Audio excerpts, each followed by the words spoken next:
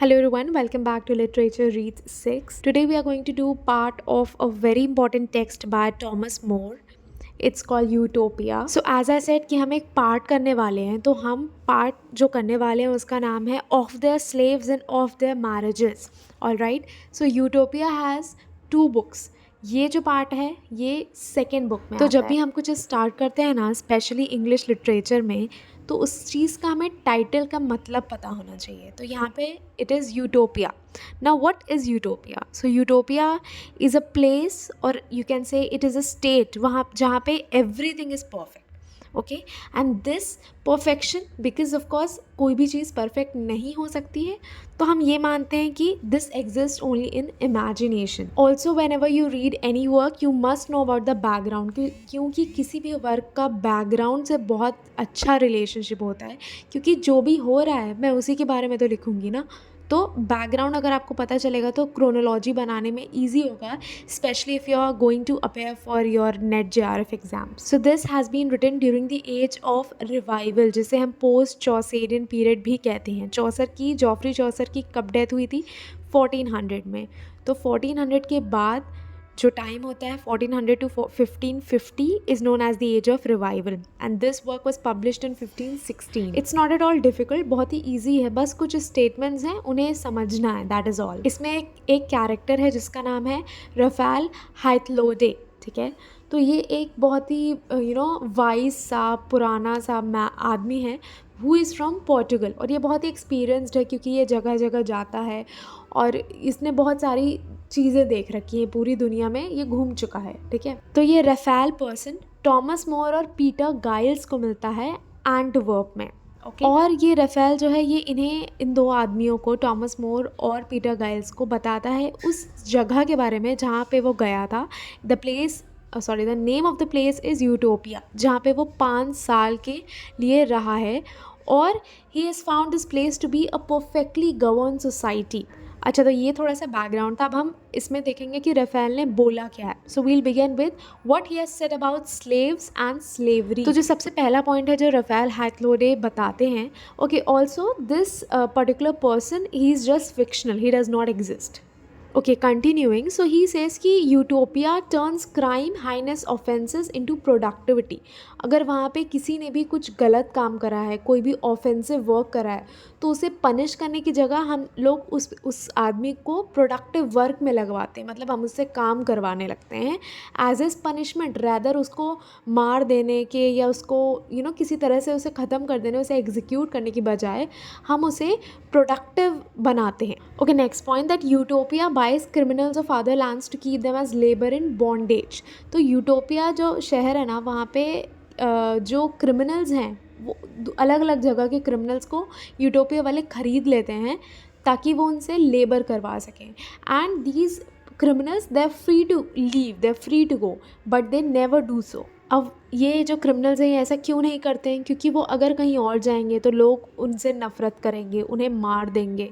ठीक है, but utopia में यहाँ पे उनसे ऐसा कुछ भी नहीं हो रहा है, और उनको खाना तो मिल रहा है ना, उनसे काम करवाया जा रहा है और उन्हें चीज़ें तो मिल रही हैं जो कि बाहर के वर्ल्ड में उन्हें ऐसा ट्रीटमेंट नहीं मिलेगा. So they seldom leave utopia once they come over there.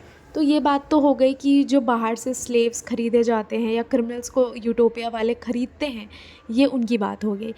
But जो क्रिमिनल्स यूटोपिया के अंदर ही आते हैं, अंदर ही बन जाते हैं, उनका क्या?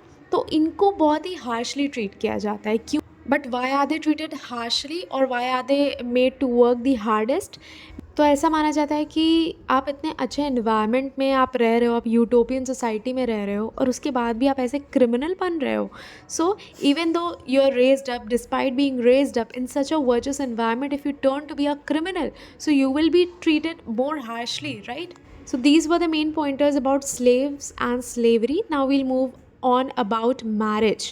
So marriage में यूटोपियन सोसाइटी में एज डिसाइडेड है कि if there's a woman, so she must be at least 18 years old to get married, and a man must be at least 22 years old to get married. Marriage is considered very virtuous and it's sort of kept at a pedestal in the utopian society. If it is found that the man or the woman has had sex before marriage, they are punished and they are forbidden from marriage unless pardoned by the prince. And the utopian society punishes free love very strictly.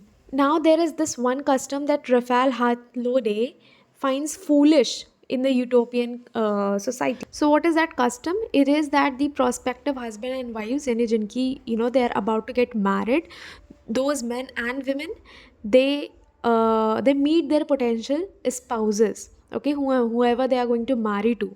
And Hythlode says it to be very foolish, and he also compares it to buying a horse, कि अगर हमें घोड़ा खरीदने जा रहे हैं, if you're going to buy a horse, so you will inspect it, right? So if you are going to marry a person, if you inspect the person, will you be going to marry it? No, right? As I told you that marriage and matrimony are kept on a pedestal in utopia. So marriage can never be broken in utopia except by death, adultery or intolerable behavior on one's part. In other words, हम कह सकते हैं कि there are no easy ways out of marriage in utopia. If a person commits adultery after marriage, she is punished with bondage. उसे slave बना दिया जाता है if they commit adultery. But अगर जिसने adultery करी है उसका partner still wishes to be married, then they are allowed to do so. If someone commits adultery twice, then they are sentenced to death. And the most common punishment for any heinous crime is slavery in utopia. तो ये तो पहले point सबसे पहले यही discuss करा था कि यूटोपिया में किसी को भी एग्जीक्यूट नहीं करते हैं, उन्हें किसी भी क्राइम के लिए स्लेव बना देते हैं. इससे फ़ायदा ये होता है कि यूटोपिया की प्रोडक्टिविटी बढ़ जाती है, उन्हें काम करने के लिए लोग मिल जाते हैं. And the last point here is that utopia में अगर कोई किसी गलत चीज़ को करने के लिए सोच भी रहा है तो उसे उसी एक्ट के बराबर हाइनेस माना जाता है. कि अगर कोई अडल्ट्री करने की सोच रहा है ना बट उसने अभी तक करा नहीं है, so still that will be considered as evil as the act itself. So guys, that was it. I hope you found the video very helpful for your exams and thank you for watching.